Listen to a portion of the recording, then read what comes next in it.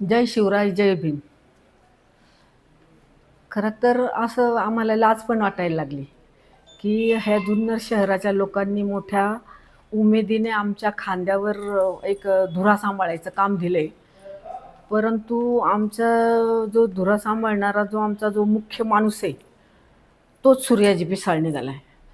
म्हणजे त्याच्यामुळं काय झाले, की राष्ट्रवादीवाले म्हणतात ते शिवसेनेचाच माणूस आहे आणि त्याच्यामुळं आमचं काहीतरी हे होतंय. परंतु एखादा माणूस गद्दार निघाल्यानंतर आपण पुढं काय करू शकत नाही. आता आज म्हणजे 23 तारखेपासनं त्याच्या आधीपासून मयूरने आणि दादूने याने ह्या सगळ्यांनी खरी इंते स्टोरी काय आहे ती मांडलेली आहे. खरं तर मला असं वाटतंय का त्या मॅडमजीला जरा सभाशास्त्राचा अभ्यास केला पाहिजे. सभाशास्त्र काय म्हणते, आपण सभेमध्ये काय बोललं पाहिजे, आपण सभा कशी हँडल केली पाहिजे. मुळात त्या अडाणी असल्यामुळं त्यांना सभाच कळत नाही. ते आपलं काहीतरी कागदावर लिहून आणतात आणि तिथं बोलून दाखवतात आणि सभा संपली, सभा तहकूब केली. आणि हे सगळं म्हणजे असं हे सगळं वेड्याचा बाजार चाललाय. त्याच्यामुळं आमच्या सगळ्या नगरसेवकांना असा क्लेश होतोय, की आपण जुन्नर शहराचा विकास करायचा कसा. आता जर आत्ताची जी मीटिंग आहे 23 तारखेला मीटिंग लावली. 23 तारखेच्या मीटिंगमध्ये किमान 55 विषय आणि प्रत्येक नगरसेवकाचे पोटविषय असे 150 विषय होते. आता ते 150 विषय लावताना ते मीटिंग लावली 4 वाजता.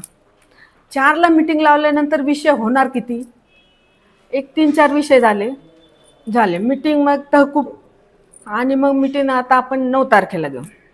सगळ्यात महत्त्वाचं त्यांना सभाशास्त्रच कळत नाही, की मीटिंग किती वाजता काढावी, आपण सगळ्यांना कसं विश्वासात घेऊन काम करावं हे अजिबात त्यांना कळत नाही. आता ती 4ला ती तहकूब झाली का मीटिंग ती ठेवली. आम्ही सगळ्यांनी थोडंसं प्रेशराईज केलं की मीटिंग 11ला ठेवा, बरोबर. आणि मग त्यांनी आज ती 11ला ठेवली.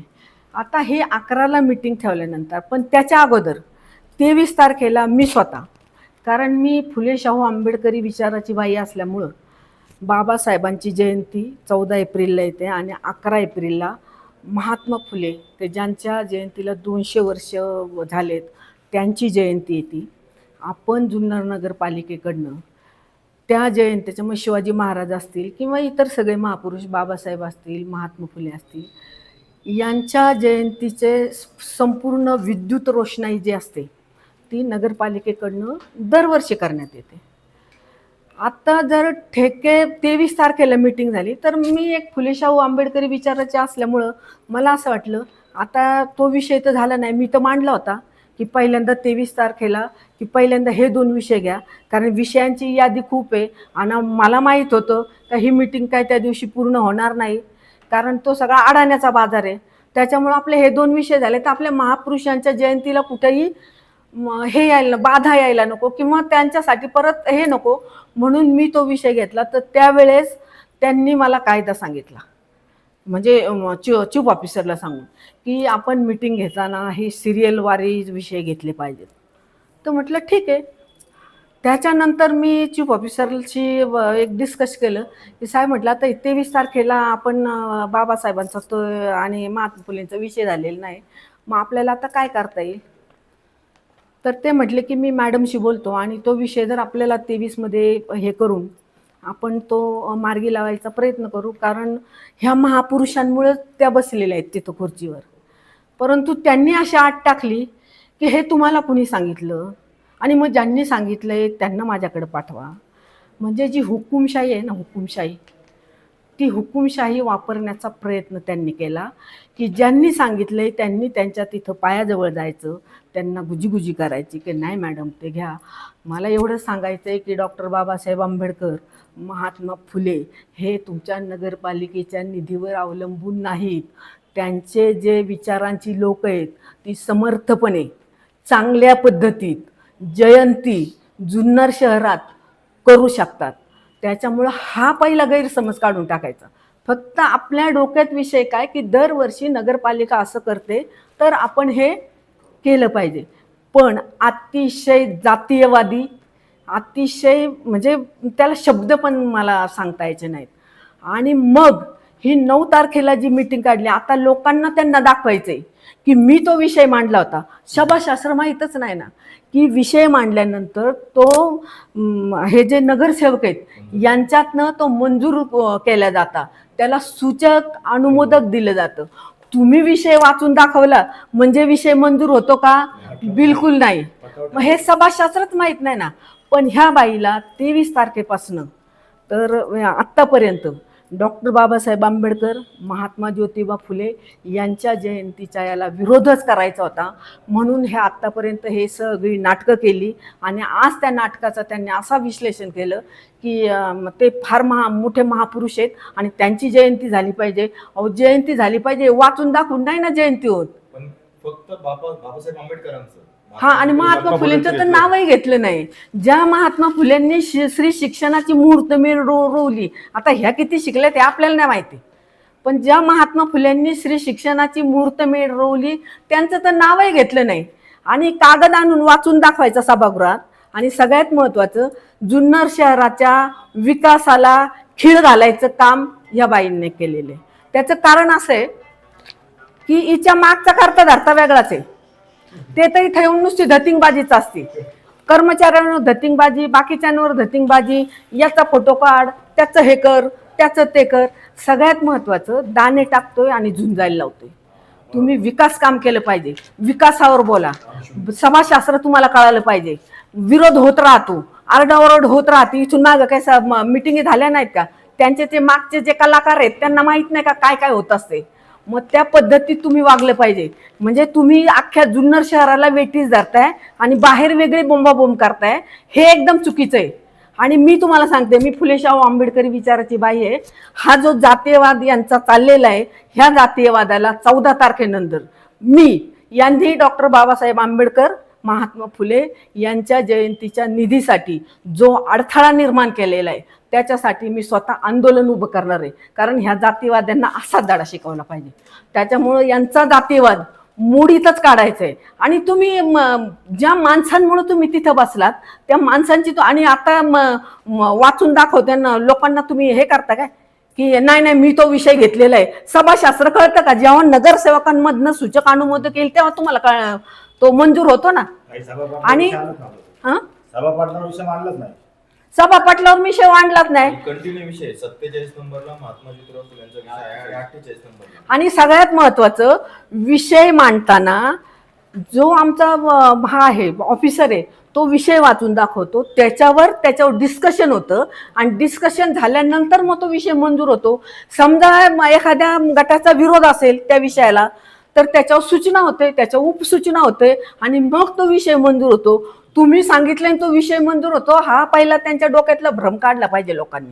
म्हणजे तिथं वाचून दाखवलं म्हणजे आपण सगळं हे झालोय, हे एकदम रॉंग आहे. जुन्नर शहरातल्या नागरिकांना मी खऱ्या अर्थाने सांगते की हे, आणि मागच्या मीटिंगला 23 तारखेला बाबासाहेबांच्या महात्मा फुलेंच्या जयंतीच्या त्यांनी दिला विरोध केला. आणि आत्ता का? म्हणजे असं काय परिवर्तन झालं की आज त्यांना तो विषय वाचून दाखवायचा वाटला? कारण जातीयवाद तंतोतंत भरलेला आहे ना, हे एकदम नसानसात भरलेला आहे जातीवाद. त्याच्यामुळे ह्या जातीवादी लोकांचा म्हणजे त्या स्वतः आणि त्यांच्या मागचे जे कलाकार असतील त्यांचा मी जाहीर निषेध करते. आणि इथून पुढं जुन्नर शहरातल्या लोकांनी पण खरं खोटं तपासून पहा, खरं काय खोटं काय. म्हणजे उगीच आपल्या काहीतरी वल्गना कुणीतरी सांगितलं आणि त्याच्यावर विश्वास ठेवू नका. आम्ही काय करतो की आम्हाला विकास करायचा आहे. तुम्हाला जुन्नर शहरातल्या सगळ्या लोकांना माहिती आहे की अलकाताई विकासाच्या बाबतीत किती अग्रेसिव्ह असते. आणि हा विकास होत असताना ह्या असे जर विषय होत असतील तुम्हाला कळतच नाही. सभा संपली म्हणजे काय? सभा कुठं संपवायची असते का? सभा संपूच शकत नाही. म्हणजे हा किती अडाण्याचा बाजार आहे. सभा संपली आणि उठून गेल्या. मग तुम्हाला जर सभाशास्त्रच कळत नाही, तुम्हाला जर कळतच नाही तर तुम्ही त्या खुर्चीवर बसायच्या लायकीच्याच नाही आहेत. चिठ्ठी लिहून आणायची, बोलून दाखवायची, सभा संपली. कशाला तुम्ही जुन्नर शहराला वेठीस धरताय? द्या ना राजीनामा, बसू द्या एखादी सुशिक्षित बाई. आम्हाला पहिलं माहित नव्हतं हे एवढं सगळं कळतच नाही ह्या मॅडमला. बसू द्या ना. घनकचऱ्याचे विषय, घनकचऱ्याचे निविदा संपली, उद्या तो जो ठेकेदार आहे त्याने जर काम बंद केलं तर जुन्नर शहरामध्ये स्वच्छतेच्या बाबतीमध्ये प्रश्न निर्माण होईल. त्यावेळी जनतेला आणि सगळ्यात महत्वाचं बाहेर जे फिरवतात ना खाऊंगी ना खाणे दूंगी, हे जरा काही दिवसांनी लोकांना कळेल कोण खाते आणि कोण खात नाही. एक व्हिडिओ आलेला आहे, एक व्हिडिओ पण आलेला आहे, ना खाऊंगी ना खाणे दूंगी, ते कळेल. घेतले कुणीतरी.